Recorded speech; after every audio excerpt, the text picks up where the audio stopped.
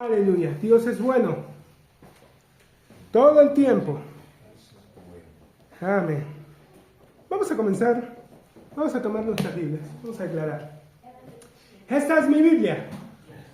Es la palabra de Dios para mi vida. Es Dios hablándome a mí. Yo soy todo lo que Él dice que soy. Tengo todo lo que Él dice que tengo. Puedo hacer todo lo que Él dice que puedo hacer. Yo soy la justicia de Dios en Cristo. Soy la luz de este mundo, la sal de la tierra, real sacerdocio, nación santa, pueblo adquirido por Dios para anunciar las virtudes de aquel que me llamó de las tinieblas a su luz admirable. Soy un hijo de Dios. Soy la respuesta de Dios a la oración de mucha gente. La creación entera gime esperando mi manifestación gloriosa. En mi boca está el poder de la vida y de la muerte. Me hablaré palabras de vida y no de muerte, de riqueza y no de pobreza, de salud y no de enfermedad, porque hay milagros en mi boca. Tengo miles de ángeles a mi disposición, esperando mis órdenes para actuar. He sido sellado con el Espíritu Santo de la promesa, el que levantó de los muertos a Jesús. Mora en mí y me perfecciona cada día. Hoy voy a recibir en mi corazón la preciosa, siempre viva, fructífera y poderosa semilla de la palabra de Dios. Mi mente está alerta, mi corazón está dispuesto. Nunca más seré el mismo. Nunca más seré el mismo. Amén. Y empezamos con lo bueno. Ya vimos en los primeros capítulos de Romanos de la culpabilidad del hombre, de cómo todos los seres humanos, judíos, griegos, hombre, mujer, libre, esclavo, todos pecaron. La palabra pecado, su significado exacto es errar al blanco. Cuando vemos, por ejemplo, un partido de fútbol que el delantero está solo frente al arco y la patea afuera, pecó. ¿Ya? Eso significa la palabra pecado. O los arqueros estos lanzan y le fallan y en lugar de darle al círculo rojo del centro le dan a una de las bandas, han pecado. Eso significa la palabra pecado. Fallarle al blanco. Errar, no acertar. Eso significa pecado. Lo usamos generalmente y las personas le dan un tono dramático, ¿no? Pero en realidad significa eso, fallar al blanco. Entonces todos los seres humanos, de una u otra forma, se han equivocado. Y ya que todos se equivocaron, todos desaprobaron el examen, pues la recuperación es igual para todos. En la sabiduría de Dios, en la bondad de Dios, en la omnisciencia de Dios, Él permitió esto para poder tener misericordia de todos por igual, para que todos tengan la misma oportunidad, el mismo acceso.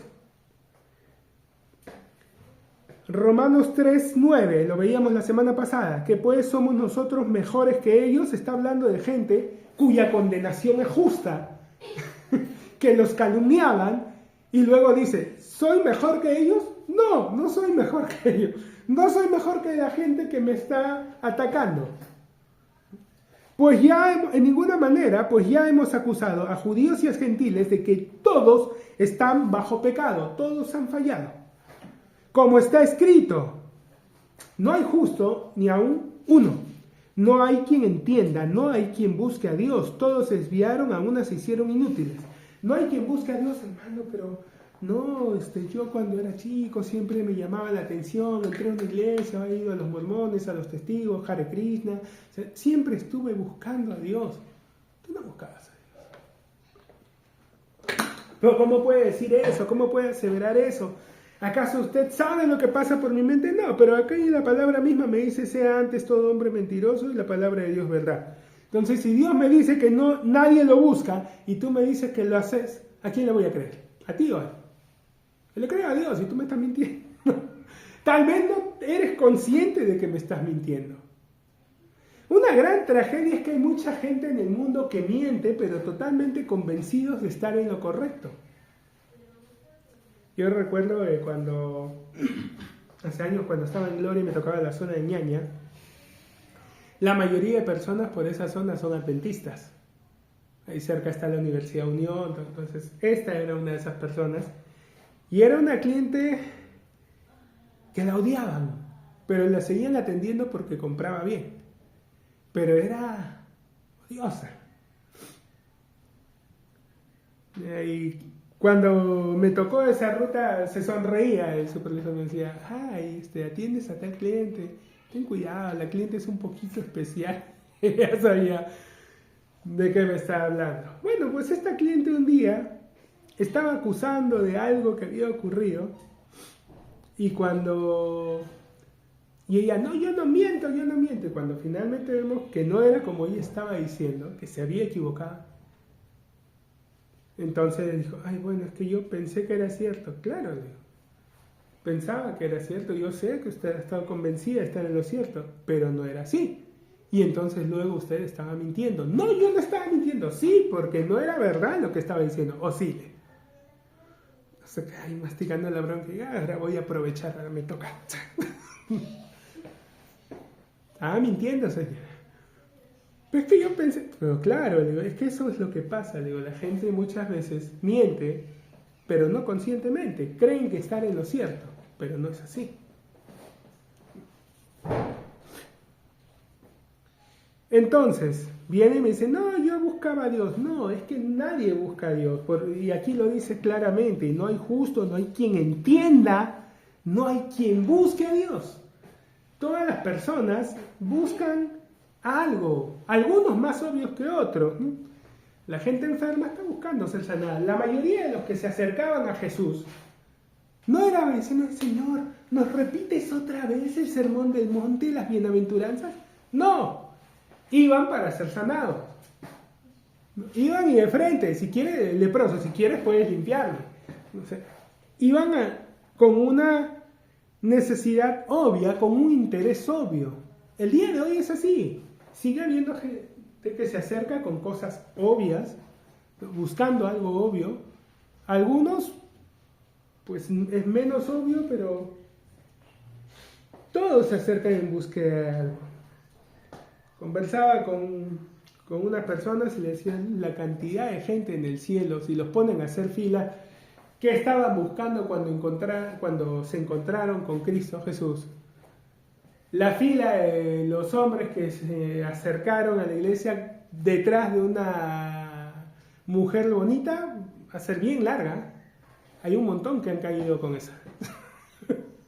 Hay un montón que fueron atrapados en la pesca con ese anzuelo.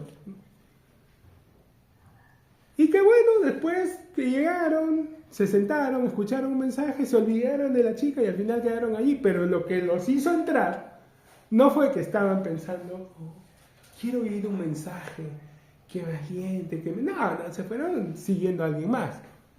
Igual, ¿no? Hay un montón que se van porque un amigo los lleva y ya, como me hace las tareas, bueno, me toca ir y sentarme en su iglesia porque aburrido. Un montón que han llegado así, ¿no? Creyendo que le hacían un favor a alguien más al acompañarlos, y era al revés. Pero todos han estado en búsqueda de algo. Algunos que fueron solitos, bueno, estaban buscando un sentido, estaban buscando pertenecer a algo más grande que ellos, ser parte de algo mayor, pero todos buscaban algo. Te incluyo a los 12 apóstoles. Ninguno de ellos estaba buscando a Jesús. Él los buscó. Y es más, hay una parte de la palabra que lo dice claramente, fuimos hallados de aquel a quien no buscábamos. No hay quien busque a Dios, es 100% cierto.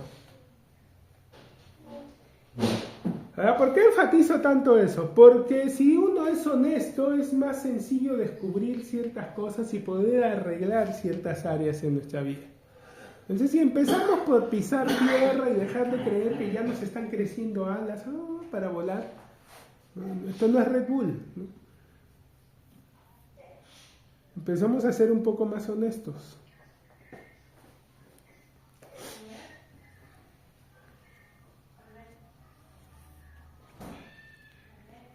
No hay quien busque a Dios. Todos se desviaron, a una se hicieron inútiles. No hay quien haga lo bueno. No hay ni siquiera uno. Si aquí no estaba todavía lo suficientemente fuerte, sigue. Sepulcro abierto es su garganta. ¿Cómo es un sepulcro abierto? ¿Qué pasa cuando abren un sepulcro?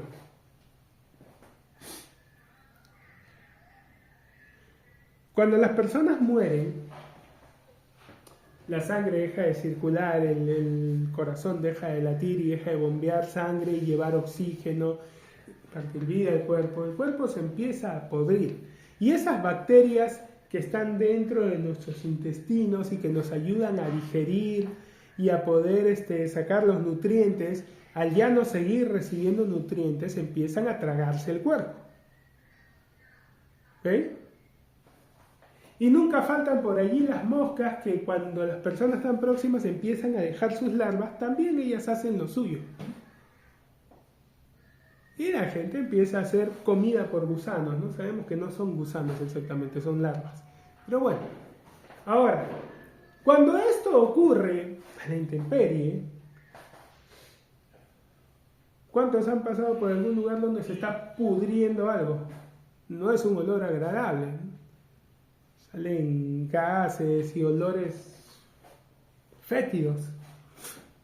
Cuando todo eso está cerrado y de repente alguien levanta la tapa, tienen que exhumar el cadáver por alguna razón, observen que están bien cubiertos con mascarilla, no solo protegiendo sus fosas nasales, sino incluso una máscara protegiendo los ojos, porque es muy tóxico lo que va a salir de ahí. Ahora dice que en la garganta, lo que sale de la boca de los seres humanos es eso, es un sepulcro abierto. O sea, suelta un hedor insoportable. Por eso cuando habla de la misericordia de Dios, no es Dios solamente. En la parábola del hijo pródigo, pues Jesús va a usar a un joven que estuvo alimentando cerdos para tratar de acercar un poco a qué olor desprendía el desgraciado. Ya le dije, yo también tuve la oportunidad de trabajar alrededor del canal y cuando llegaban los camiones estos, se notaba cuando eran vacas y no necesitabas que nadie te diga cuando eran cerdos. Era un olor muy diferente. Era un olor que con las vacas todavía podía pasar y bueno, cuando llegaba el camión aguantar la respiración, pasar del camión y ya. Cuando era el cerdo, desde que empezaba la cuadra hasta que terminaba tenía que aguantar la respiración y pasarla corriendo porque era una cosa horrible.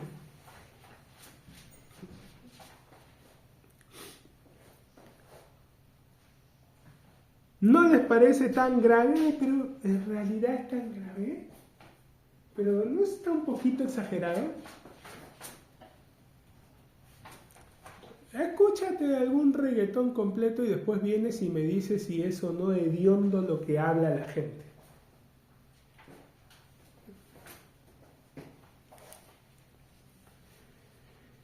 Sepulcro abierto es su garganta, con su lengua engañan, veneno de áspides hay debajo de sus labios. Las áspides son serpientes venenosas, son de las que pican, no son constrictoras. No son de las que se enroscan y matan a su presa rompiendo todos sus huesos, no, las áspides son las que muerden y sueltan veneno. ¿No? Veneno de áspides hay debajo de sus labios. Es decir que todas esas palabras van llenas, van cargadas de una segunda intención. Veneno de áspides hay debajo de sus labios. Su boca está llena de maldición y de amargura. Eso no es así. Escucha a la gente hablar. Qué mal están las cosas, ¿no? Oye, va a haber guerra. Oye, que es... Por Dios. O sea, nunca hay ni el mínimo... No razonan. De inmediato escuchan una mala noticia y la repiten y la empeoran. Su boca está llena de maldición, de hablar mal y de amargura. Sus pies se apresuran para derramar sangre. Espérate nomás en unos 3 meses y vas a darte cuenta cómo todo esto se cumple al pie de la letra. ¿Por qué 3 meses, hermano? Que empiecen las elecciones para que escuches todo lo que se van a decir, todo lo que van a comentar, todo lo que van a empezar a atacar a uno y a otro. Su boca está llena de maldición y de amargura, sus pies se apresuran para derramar sangre, quebranto y desventura hay en sus caminos, y no conocieron camino de paz. No hay temor de Dios delante de sus ojos. Si no hay temor de Dios, ¿qué va a faltar allí? ¿Qué definitivamente no hay? Ya nos está dando, falta este ingrediente, entonces, ¿qué cosa no va a haber en definitiva? No hay sabiduría, porque el principio de la sabiduría es el temor de Jehová. Entonces, no hay temor de Dios, definitivamente no hay sabiduría. Si no hay sabiduría, ¿qué la va a reemplazar? Estupidez al por mayor. Dime si el mundo hoy no está orientado a la estupidez. Unos chicos que pasan 3, 4 horas en el gimnasio ganan 4 o 5 veces lo que gana uno que se mató estudiando en la universidad, que se quemó las pestañas y estudió una carrera de 5, de 8, de 12 años. El otro que es un analfabeto funcional, que si le preguntas quién descubrió América empieza a colapsar y a tener una convulsión. Soy yo. Por favor, o sea, yo he escuchado esto de los realities, perdonen si por ahí están, pero... O sea, les hacen unas preguntas y Dios mío. Creo que hasta Abdiel, que tiene 4 años, por ahí contesta alguna de esas. Recontra grave. Pero claro, sí tienen bien marcados los bíceps, los cuadríceps y todo lo demás, ¿no? Y las chicas igual, ¿no? El cabello bien teñido, el cuerpo bien trabajado, las uñas bien pintadas, pero Ana, pregúntale si sabe hacer algo. Y sin embargo ganan fácilmente 4 o 5 veces de nuevo lo que alguien que sí se ha esforzado está ganando. ¿Qué nos dice esto? Pues un sistema muy perverso en el que se alienta a los chicos a ser lo más estúpidos porque ser inteligente no es rentable. Claro, esa es la parte que se ve. Estas estrellas fugaces van a brillar 5 años y después los desechan porque son descartables. Ya vendrán otros pollitos inflados a ocupar su lugar. Lo otro tarda más, pero permite construir y llevar una vida, tal vez no tan lujosa como las demás, pero bastante decente y por mucho más tiempo. Pero eso no lo cuentan. Entonces los chicos crecen viendo esto ahí y piensan de que ese es el objetivo de vida. Entonces empiezan a grabar y a colgar videos en TikTok y no importa que no tengan ningún talento ni ninguna destreza y mucho menos intenten desarrollarla, trabajarla, simplemente que la gente les preste atención. No les interesa hacer el ridículo, destruir relaciones o nada con tal de tener su minuto de fama. El mundo está orientado cada vez más a la estupidez.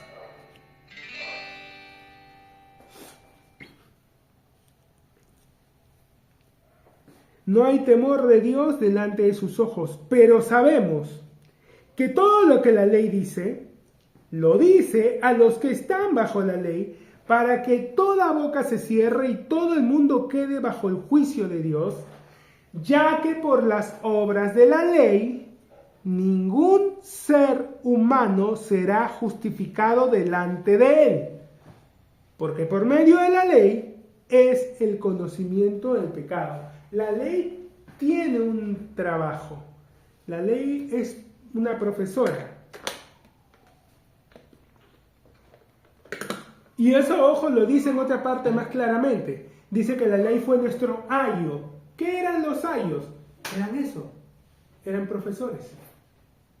Eran los cuidadores de los niños que les enseñaban a vestirse, a bañarse, les enseñaban los rudimentos, las cosas básicas, ¿no? Y los ayudaban a vestirse y los traían y lo ponían delante del padre y ya cambiadito, ya listo para que puedan salir con el padre. La ley fue nuestro ayo que nos trajo a Cristo. El trabajo de la ley era enseñarnos algo, que somos pecadores, que estamos perdidos, que necesitamos ser salvados. Ese es su trabajo. ¿Ok? Para eso sirve la ley. La ley es el que te diagnostica, es el que te dice, ok, te estás muriendo de esto. Y luego te sonríe y queda allí. No te va a dar una receta, no te va a curar, no te va a transformar, porque no tiene esa capacidad. Solo te dice de qué te estás muriendo para que tú sepas a dónde ir. Nada más. Allí acaba su trabajo. Es como el portero. Joven, ¿y cómo tengo que hacer este trámite? No sé. Averigüe. Allí está informes. O sea, la ley hace eso. La ley solamente te abre la puerta para que ingreses, te señala a dónde tienes que ir, pero no te va a dar nada más.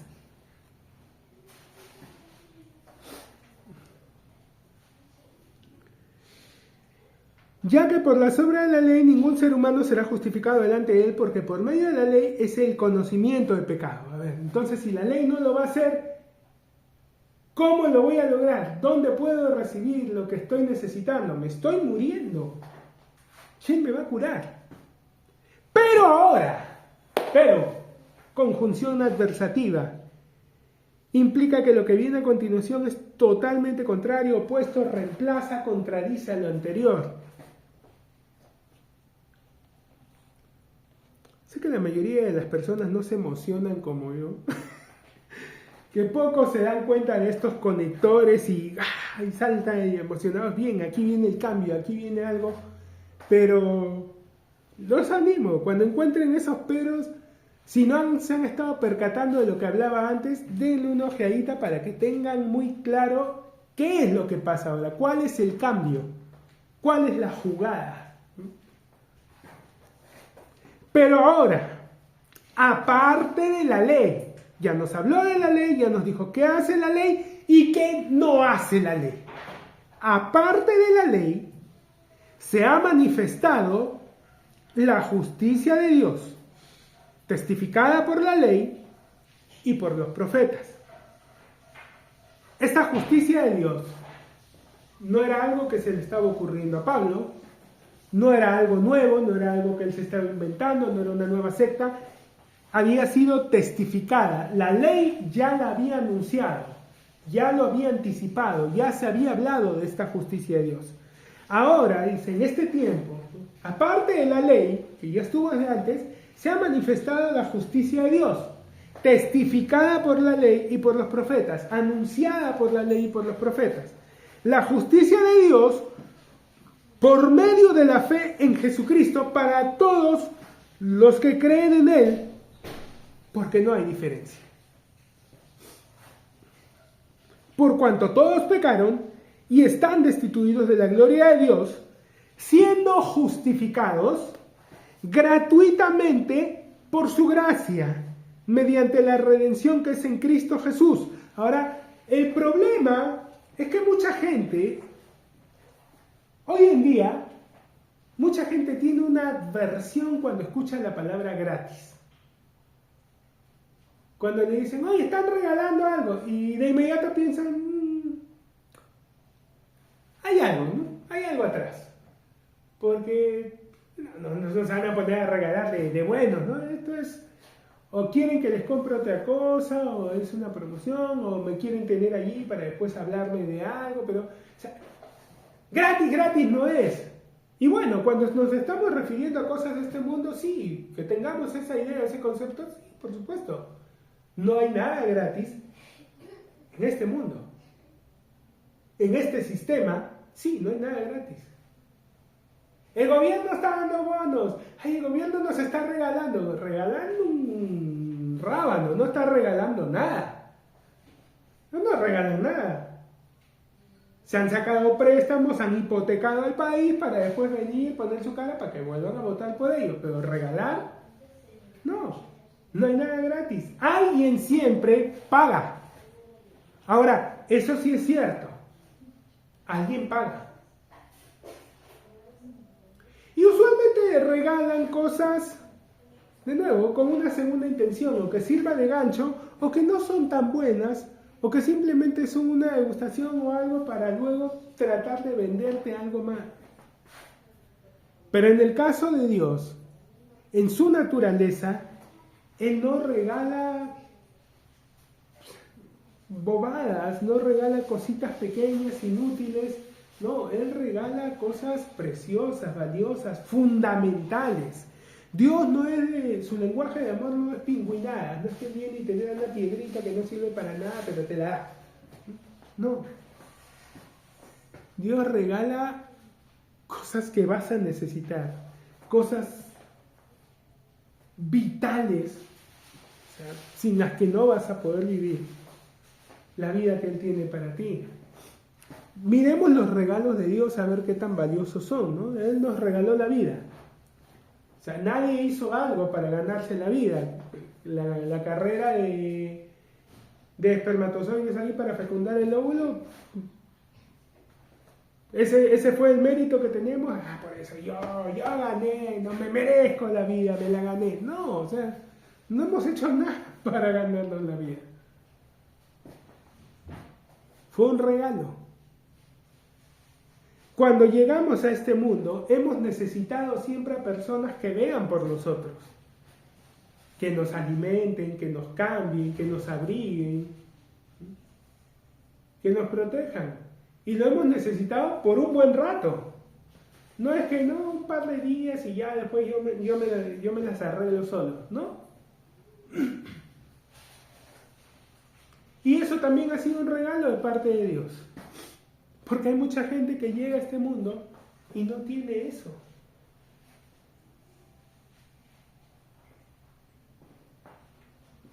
Hay mucha gente que llega a este mundo y los abandonan o se van, solamente tienen una de las figuras cuidándolos. O sea, todo lo que es básico, elemental, valioso, indispensable, vital, Dios nos lo regala. Y de nuevo, ya nos enteramos lo caro que sale respirar nada más. Y Dios nos regala el oxígeno. Las cosas sin las que no podríamos vivir, Él nos las ha regalado. Entonces, Él no regala cosas inútiles, regala cosas básicas. Otra vez, vitales.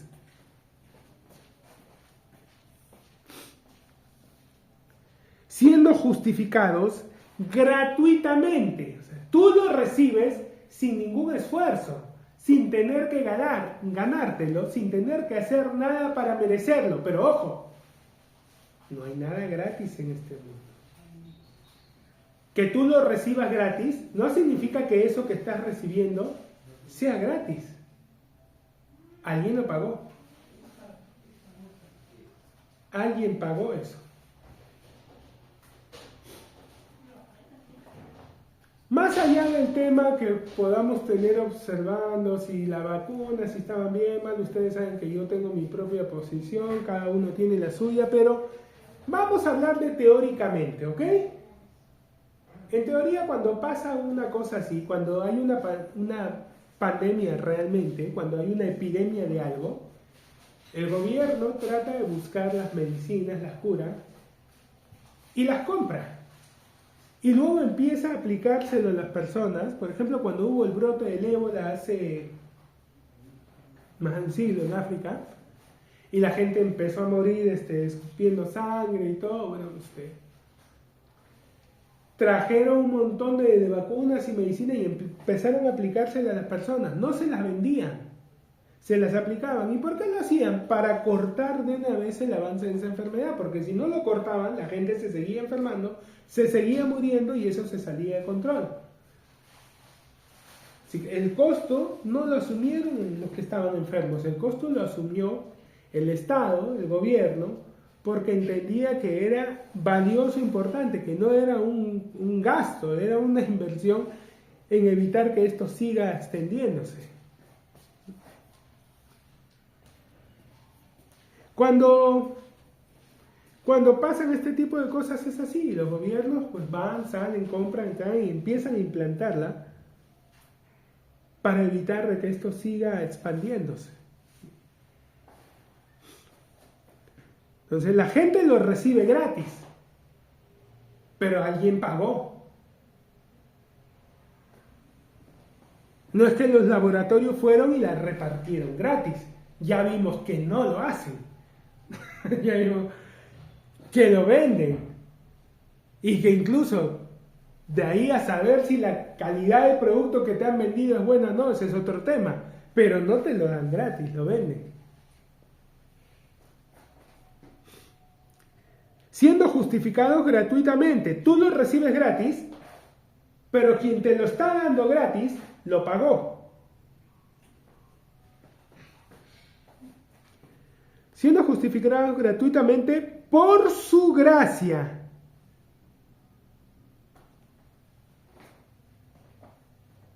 Justificados gratuitamente por su gracia. Miren, varias partes de la palabra lo menciona, solo que a veces no reparamos.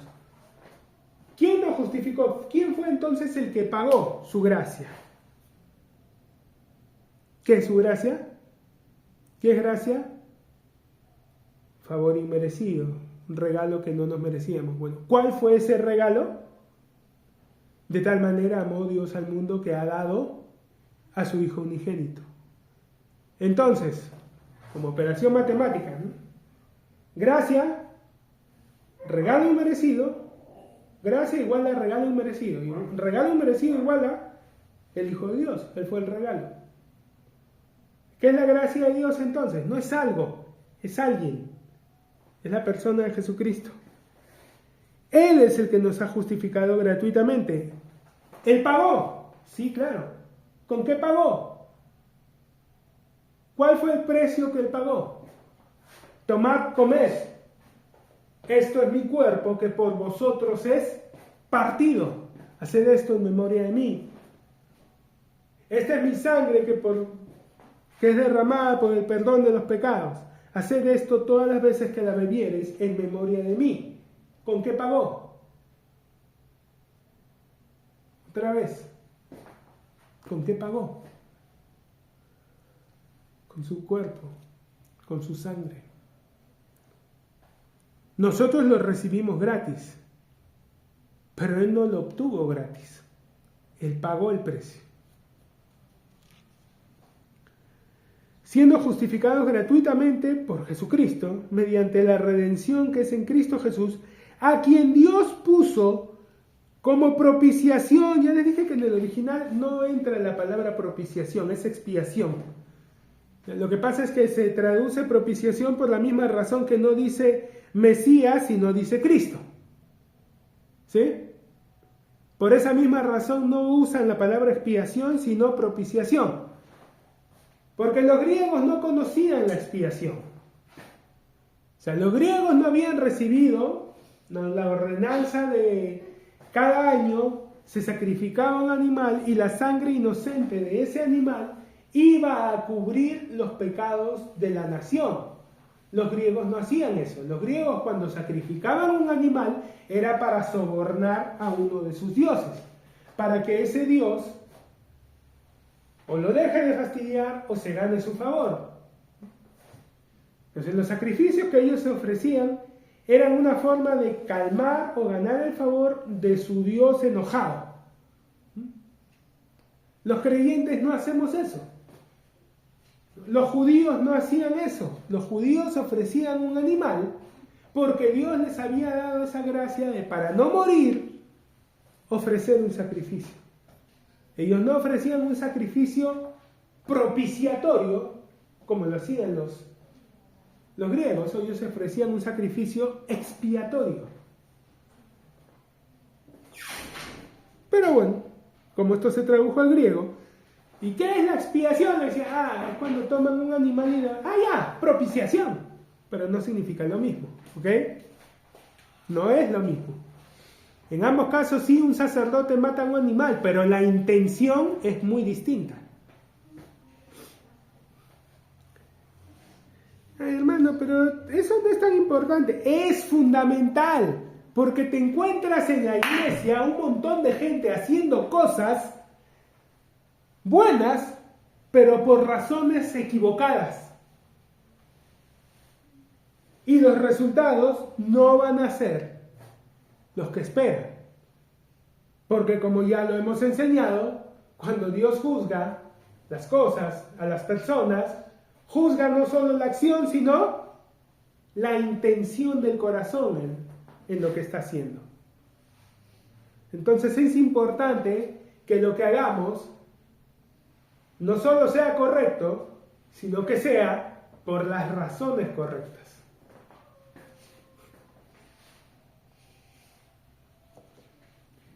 Y allí estamos andando en fe.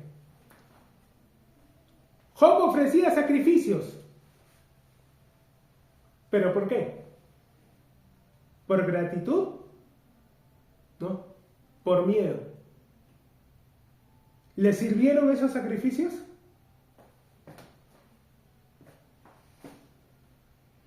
Abraham también ofreció sacrificios y recibió bendición. Job ofreció sacrificios y se murió todo, perdió todo. ¿Por qué? Uno le creyó a Dios, el otro le creyó al miedo.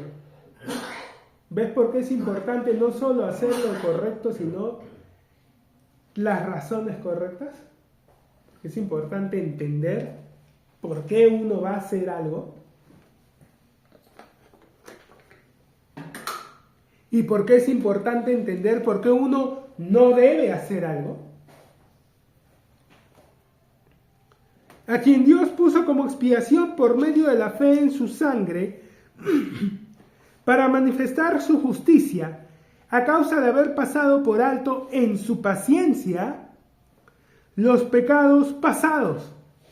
Entonces no es que Dios se ha ablandado, ni que bueno, ya por el tiempo que ha pasado, no seguro, así como los hombres, pues a cierta edad, cuando crían a los hijos y tienen 20, 30 años, pues otro es el vigor y el ir y corregirlos, pero ya cuando tienen 40, 50, 60, ya no están con el mismo ánimo, ya los consienten un poco más, los malcrían porque no quieren estar renegando y peleando con el mocoso de Michi ahí que se pone terco todo el tiempo. No, no es eso. No es que Dios se ha ablandado y ya no voy a contender siempre con el hombre. No es eso. Es que hay un porqué, hay un detrás de eso. ¿Por qué lo hizo así? Con la mira de manifestar en este tiempo su justicia a fin de que Él sea el justo y el que justifica el que es de la fe de Jesús. Recordemos que Dios es antes que nada un Dios de fe. ¿Ok? La fe de Dios, quien llama las cosas que no son como si fuesen. La tierra estaba desordenada y vacía, las tinieblas se movían sobre la faz del abismo, el Espíritu de Dios se movía sobre la faz de las aguas, y dijo Dios, qué oscuro está todo, Dios, qué complicado va a ser. No, sea la luz. Y fue la luz. Luego dijo Dios, haya división entre... Y hubo separación. Dios no habló los problemas, no empezó a hablar de lo difícil, de lo complicado, de lo desordenado que estaba todo, simplemente empezó a hablar las respuestas, la solución, y eso fue lo que empezó a manifestarse. Entonces, Él es un Dios de fe. Él está acostumbrado a no centrarse, y tienes que aprender esto, en el problema. ¿Cuál es la razón por la que muchas personas no salen de ciertas situaciones y otros pues simplemente las atraviesan y siguen adelante? Hay personas que en algún momento son agredidas, miren, no es tanto lo que le pasa a la gente, es cómo reacciona a ello. Hay muchas personas, salen los psicólogos y te dicen que todos los problemas que tienes hoy fueron forjados durante tu niñez, porque tus padres no te quisieron mucho, porque te consintieron mucho, porque no te hablaban, porque te hablaban demasiado, porque no te hacían cariño, porque te daban demasiado cariño. O sea, hagas lo que hagas, la vas a malograr de alguna forma. Y entonces, ¿cuál es la solución? Es que no se trata de lo que te pasa en la vida, bueno o malo. Se trata de tu reacción.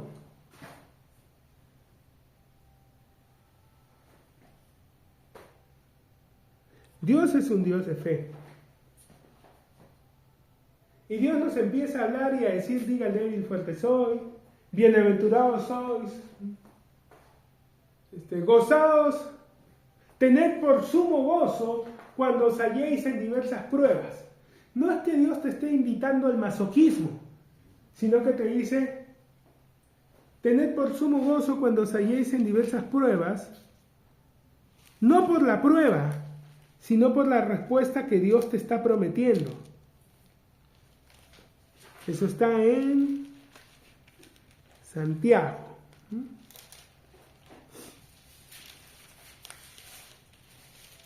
Sí.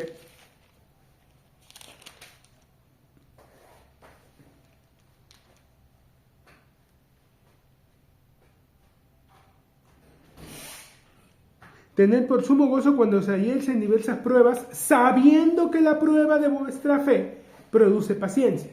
No que te goces por la prueba en sí, sino por lo que va a venir después, por lo que esta prueba va a permitir. No te dice que la prueba te la da Dios. Más adelante incluso te aclara: cuando alguno es tentado, no diga que es tentado de parte de Dios, porque él no puede ser tentado por el mal, ni él tienta a nadie. Y un montón de gente, no sé dónde tienen el sentido común, se llena la boca diciendo: el Señor me está probando. Y enseñan de que Dios anduvo ahí probando a Job, probaba a Abraham, 25 años lo tuvo esperando al pobre viejo para darle un hijo. ¿Es que Dios es ese? ¿No? Y claro, después, ¿cómo le van a pedir algo? Si Dios ha demostrado a lo largo de la Escritura, según lo que ellos entienden, ser un recontrasádico. Y sí, ¿ve por qué es importante entender no solo lo que se hace, sino lo que hay detrás, la intención del corazón? No sé dónde se meten ellos esta parte que dice: no puede ser tentado por el mal, ni él tienta a nadie, sino que cada uno es tentado cuando de su propia concupiscencia es atraído y seducido. Los problemas no te los trae Dios, te los trae solitos. Por eso es que Dios no necesita traerte problemas. Tú solito te los vas a buscar.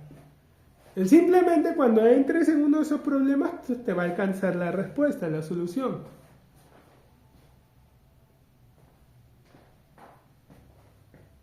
No es tan diferente con nosotros cuando vemos a un niño que está creciendo. ¿Por qué tienen un botiquín en casa cuando hay un niño pequeño? ¿Por qué hay Aceptil? ¿Por qué hay alcohol? Porque en algún momento se va a sacar la mugre. No lo quieres, no lo deseas, pero sabes que va a pasar. Porque como no tiene todavía noción de sí mismo, de cuerpo, de espacio, pues se trepa de una ventana, se salta de algún lugar y en algún momento se va a estrellar. Y vas a tener que ir ahí, pasarle la pomada y frotarle y todo. O sea, no necesitas programar ningún golpe, él solito se va a terminar golpeando. Es más, si lo corriges a veces es porque empiezas a hacer el cálculo y dices, no, mejor yo lo golpeo, ¿no? Y corto esto antes que este se vaya a golpear y se mate.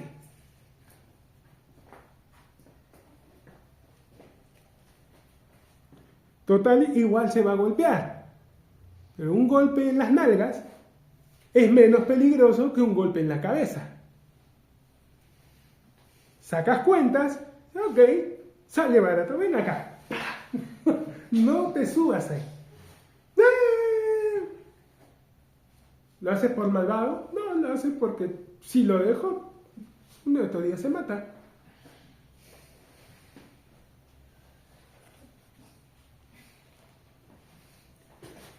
De su propia concupiscencia es seducido y atraído. Entonces, ¿por qué Dios está permitiendo todo esto? ¿Por qué se ablandó, entre comillas? No es que se ablandó. Hay un propósito, hay un plan perfecto, maravilloso. Para manifestar su justicia, a causa de haber pasado por alto en su paciencia los pecados pasados. ¿Por qué no te enrostra cada vez que le embarras? ¿Por qué no viene y te acusa? Ya van 5 esta semana, ¿no? O sea, cánsate. ¿Por qué no te trata de esa forma? ¿Por qué parece como que no le presta atención o no es importante? Y tú te das cuenta de, no, esto sí es importante. Si sigo en este sendero, voy a terminar muriendo. Me voy a matar.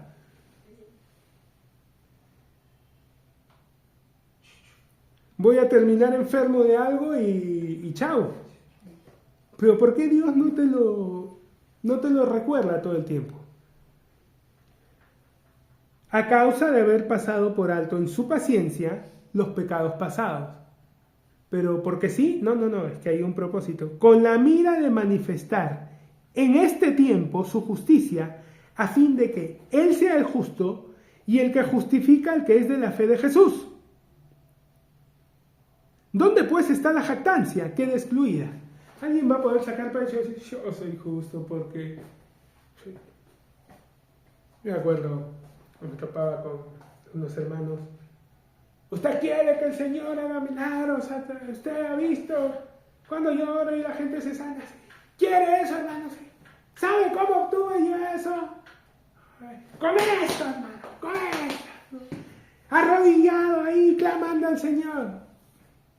Ah, pucha. Siempre pensé que eso era un don. Así aparece en la Biblia, que es un regalo. Ahora resulta que es una oferta del día, ¿no? 100 horas de rodillas hasta que te salgan callos y obtienes ese don. ¿Ven por qué es importante no solo hacer lo correcto, sino la intención del corazón? Porque terminamos con un montón de... Perdóname, padre, son tus hijos, pero... Son, ¿no? A ratos tengo dudas de algunos. Terminamos con un montón de imbéciles presumiendo o atribuyéndose la gloria de cosas que recibimos porque Él derramó su sangre y no porque estos se sacrificaron y se arrodillaron más tiempo que los demás. Y entonces la gente termina jactándose o atribuyéndose la gloria por cosas que siempre han sido un regalo. Pero es necesario entenderla justamente para no caer en ese error. ¿Dónde pues está la jactancia? Queda excluida. ¿Cómo no lo leen para darse cuenta que no hay jactancia? Que no puede haber, que no existe. ¿Por qué se jactan, hermano? Sencillamente no están moviéndose en gracia. Porque si entienden la gracia, ¿de qué te puedes jactar? Si estás entendiendo la gracia, de que Él lo ha hecho todo, de que Él derramó su sangre, de que Él pagó, de que Él se hizo de la vista, no miró tus pecados, simplemente para poder justificarte, limpiarte, para poder manifestar Él su poder, ¿de qué te puedes jactar? Y el requisito para que Él pudiera hacer todo eso en tu vida era que tú fueras un pecador. No era que tú fueras una persona temerosa, una persona... No, o sea... ¿Eres pecador? Sí, listo. Cumples los requisitos. ¿Qué necesito para ese examen que el profesor está diciendo de recuperación, que va a ser sobre 20, van a hacer 2 preguntas, dice que van a ser facilísimas, todo? ¿Estás jalado? No, la verdad yo tengo 2 segundos, no es para ti. Pero, o sea, yo con mi 12 y el otro va a dar ese examen y va a tener 20. ¿Y sí? O sea, que me convenía jalar.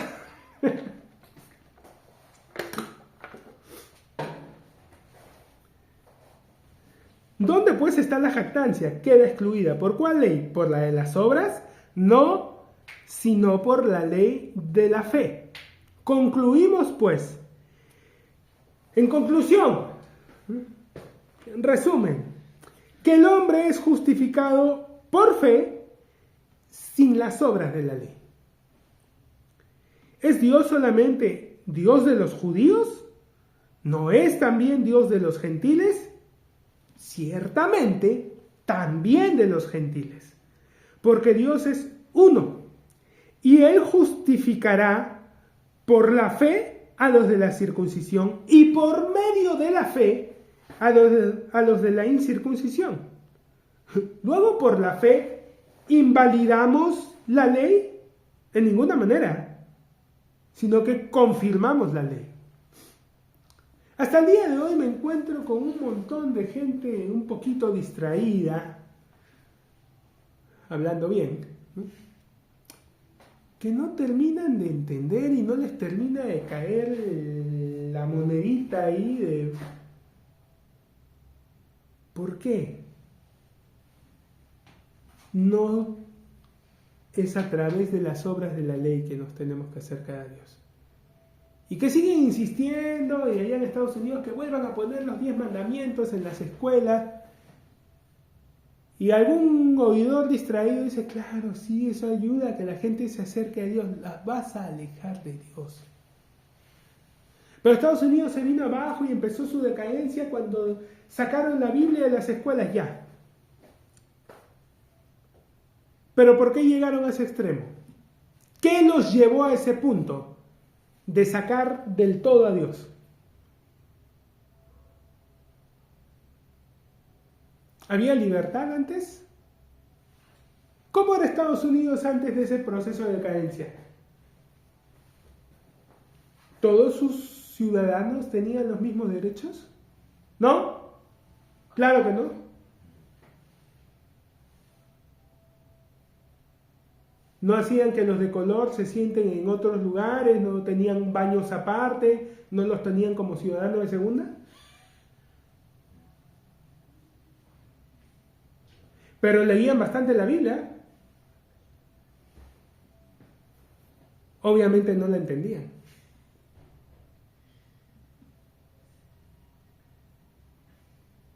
¿Por qué sacaron la Biblia? Porque no eran gente que se movía en gracia. Eran gente que se movía en ley. ¿Es una nación creyente, hermano? Eso es debatible, ¿sabes? Pero ellos incluso en su moneda ponen en Dios confiamos. Incluso en su moneda ponen en Dios confiamos. Sí, también ponen una pirámide con un ojo que todo lo ve. Más que creyentes, los padres fundadores eran masones comprobados.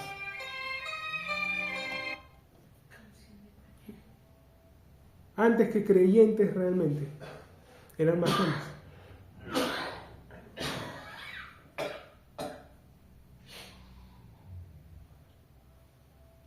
No es que buscaban acercar a la gente a Dios. Tenían una religión y que su propósito es otro muy diferente. Parecen cristianos, pero es exactamente lo opuesto. Mencionan a Jesús, pero el Jesús del que ellos hablan, el Dios al que ellos mencionan, no es el mismo.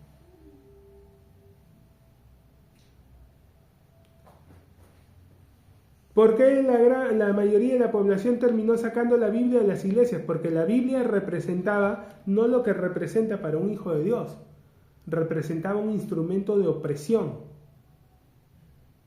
¿Y cómo lograron llevarlas a cabo? Fácil, la ley. O sea, no necesitas agregarle nada, no necesitas ponerle ningún paganismo, simplemente exalta la ley y vas a empezar a tener gente oprimida dentro de las iglesias. ¿Pero por qué, hermano? Porque ahí está, porque eso es lo que te dice, porque está clarísimo.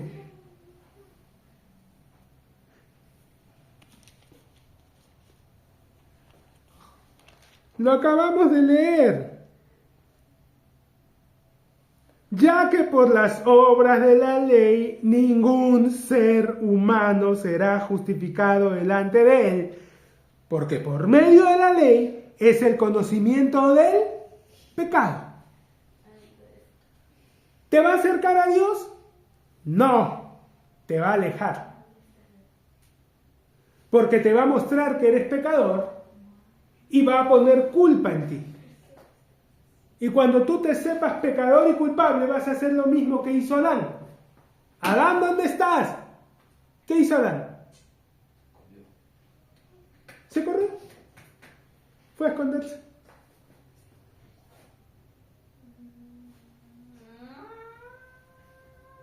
Adán, ¿dónde estás? Oí tu voz en el huerto y me escondí. Y tuve miedo, porque estaba desnudo. ¿Quién te enseñó que estabas desnudo?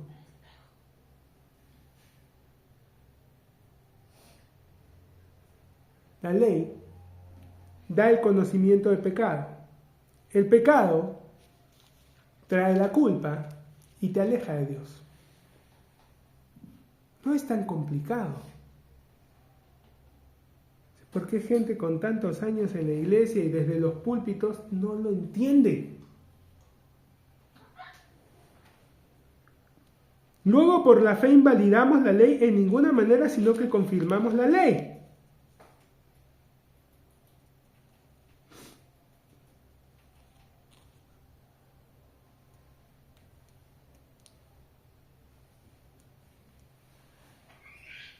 Porque no son los oidores de la ley los justos ante Dios, sino los hacedores de la ley serán justificados.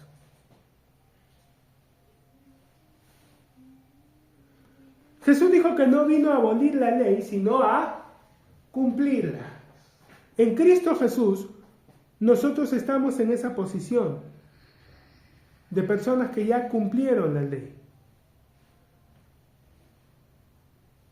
Nosotros ya no le debemos nada a la ley, ya la cumplimos.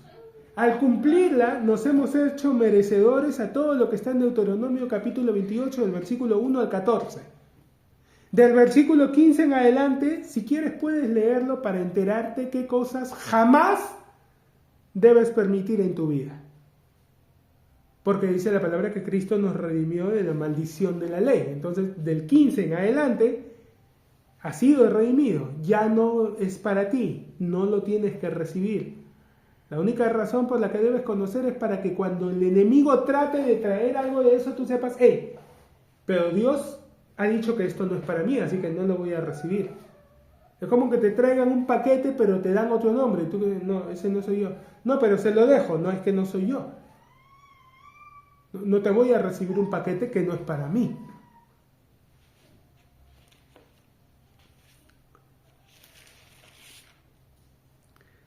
Luego, por la fe invalidamos la ley en ninguna manera, sino que confirmamos la ley. Ya la hemos cumplido.